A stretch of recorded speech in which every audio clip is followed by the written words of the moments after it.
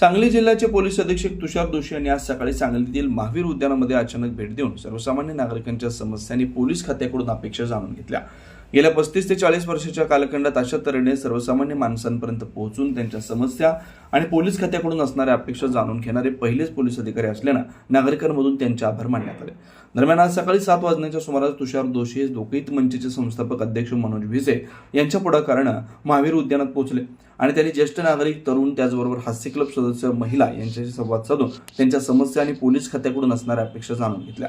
नागरिकांकडून ज्या समस्या आणि अडचणी तसेच अपेक्षा व्यक्त झाल्या त्याबाबत पुढील काळात योग्य ती कारवाई करून पोलीस खात्याकडून खबरदारी घेतली जाईल असं आश्वासन पोलीस अधीक्षक तुषार दोशी यांनी यावेळी सर्वसामान्य नागरिकांमध्ये मिसळत महावीर उद्यानाबाहेर असलेल्या चहाच्या टपरीवर लोकहित मंचचे संस्थापक अध्यक्ष मनोज भिसे यांच्यासह ग्रीन टीचा आस्वाद घेतला।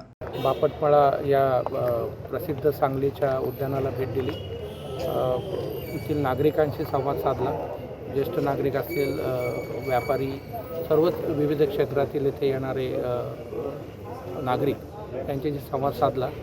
ज्या काही पोलिसांच्या दृष्टीने त्यांच्या अडचणी असतील, सजेशन्स असतील, त्याचा एक चांगला उहापोह झाला। त्यानिमित्ताने नक्की काही ग्राउंड लेवलला काय प्रॉब्लेम्स आहेत याचाही चांगला एक चर्चा झाली आणि आनंद वाटला। एक तर तसंही फार आल्हाददायक आणि चांगलं वातावरण आहे। आता थोडा पाऊस पडून गेल्यामुळे चिखल असला तरी थोडं वातावरणाचा टेम्परेचर कमी झाल्यामुळे अजून एक आल्हाददायी आहे।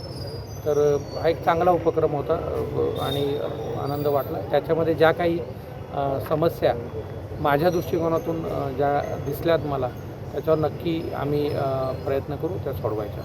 धन्यवाद। जय हिंद।